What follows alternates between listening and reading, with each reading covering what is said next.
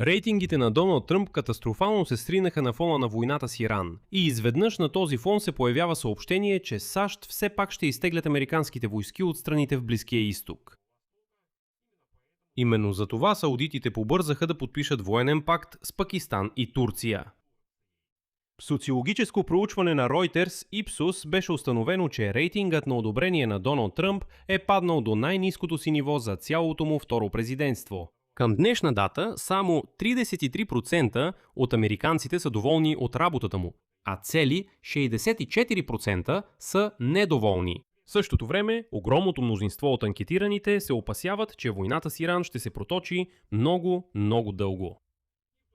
И в същия ден стана ясно, че Пентагонът сериозно обсъжда съкращаване и преместване на военното присъствие в Персийския залив. Фактически отстъпление по-далеч от Иран след това, както войната разкри уязвимостта на американските бази в този регион. Но не забравяйте, че точно това всъщност изисква Иран, за да приключи войната. Нека разгледаме и двете истории заедно, защото те са много по-свързани, отколкото изглежда на пръв поглед. Казвам се Алексей Печии. Нека обсъдим тези теми, но преди да започнем, ще ви помоля да се абонирате за този канал, да харесате епизода и по-късно да напишете вашия коментар под това видео.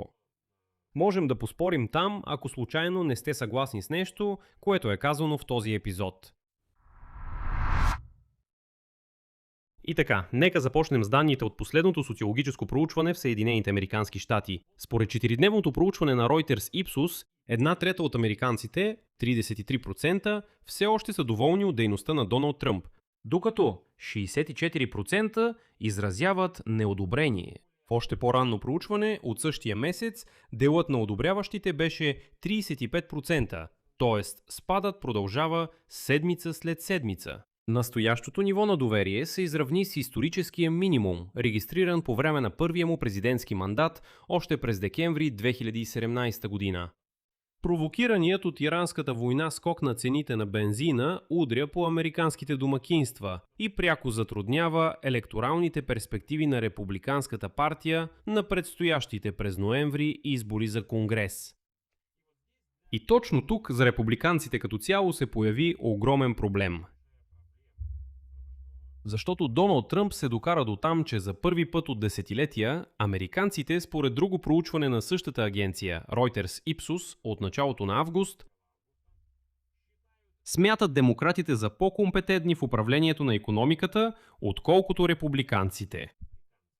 Въпреки че последните 10 години беше обратното, тъй като демократите все пак имат по-социална насоченост, докато републиканците са чисти капиталисти. И американците смятаха, че икономиката е по-добре да се управлява от републиканците. А сега, за първи път от 10 години, американците казват, че републиканците са управлявали така, че по-добре да са демократите. Но същността е, че рейтингите на Тръмп падат планомерно. И сега ще проследим динамиката.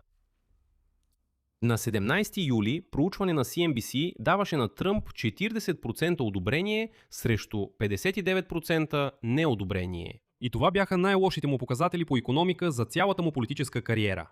Тоест, това е конкретно по икономиката. 40% одобряват, 59% не одобряват. На 23 юли проучване на Emerson College показа вече 39% срещу 57%. А демократите получиха преднина от 11 пункта в обобщения рейтинг за гласуване в Конгреса. Още на 30 юли два отделни социологически проучвания отчетоха рекордно ниски стойности. По-специално, тракерът на анализатора Nate Silver показа нетно одобрение от минус почти 21%. Това е рекорд за втория мандат. А същевременно проучването на AP NORG даде на Тръмп само 33%.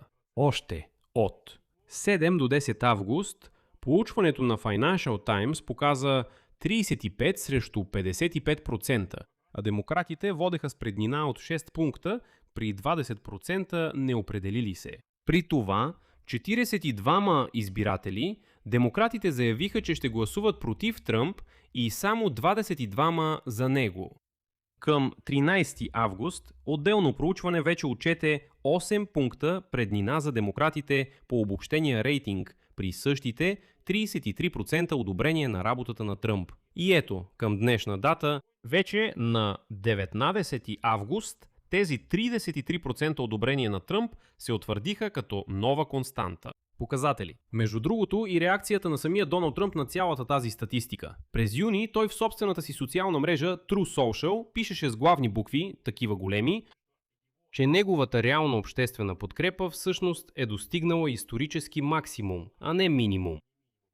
А в началото на август той повтори, цитирам: "Моите реални рейтинги, а не измислените от лъжливите медии, са най-добрите за всички времена."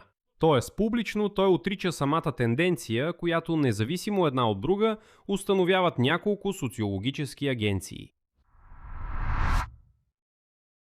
А сега втората част на тази тема, която по същество може да срине рейтинга на Тръмп още повече.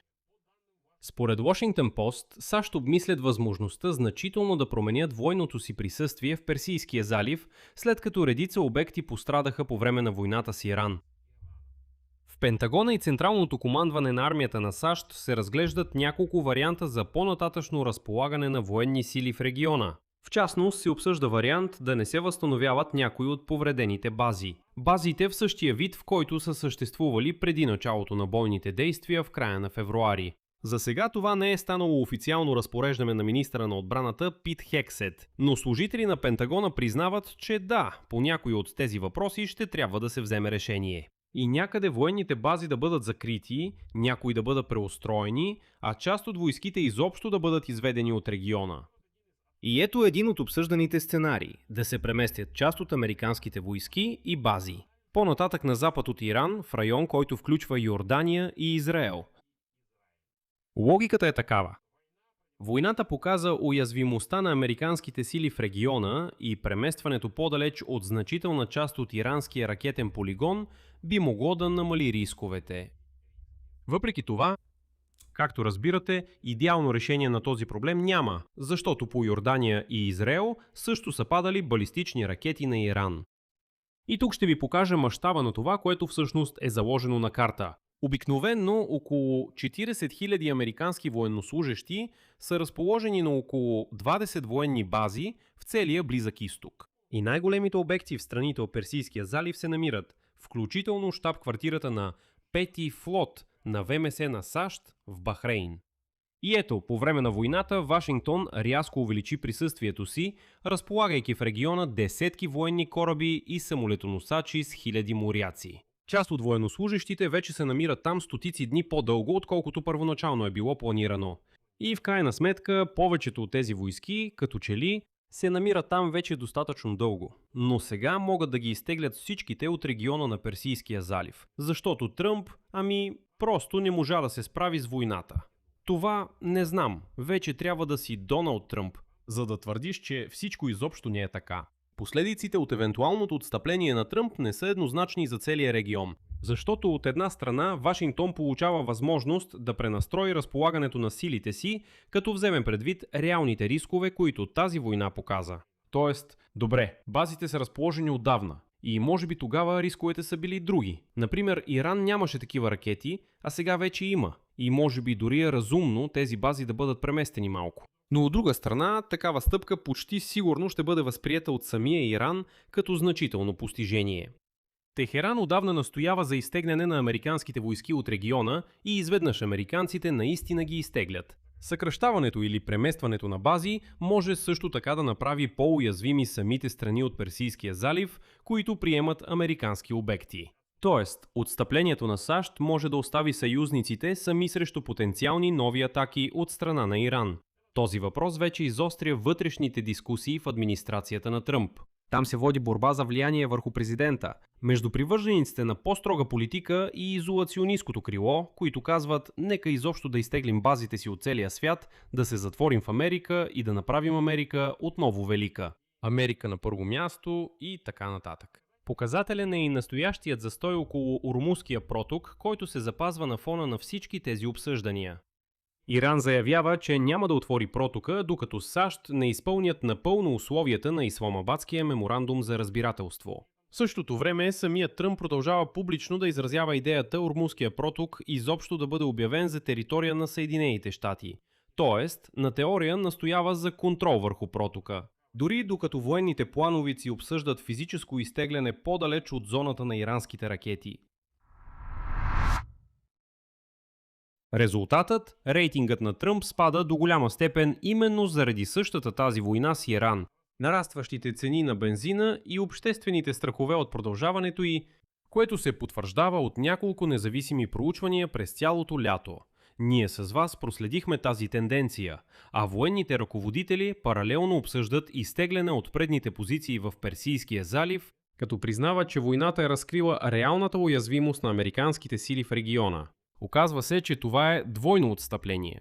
Политическо, измервано в процентни пунктове преди ноемврийските избори за Конгреса, и физическо, измервано в километри, отдалеченост на базата от иранските ракети. И както разбирате, и двете тези отстъпления имат корени в една и съща незавършена и непопулярна война, която самият Тръмп все пак смята за много популярна. Тук ще сложа многоточие. Вашето мнение, вашите изводи, пишете в коментарите по този епизод. Абонирайте се за канала, натиснете камбанката и не забравяйте да харесате видеото.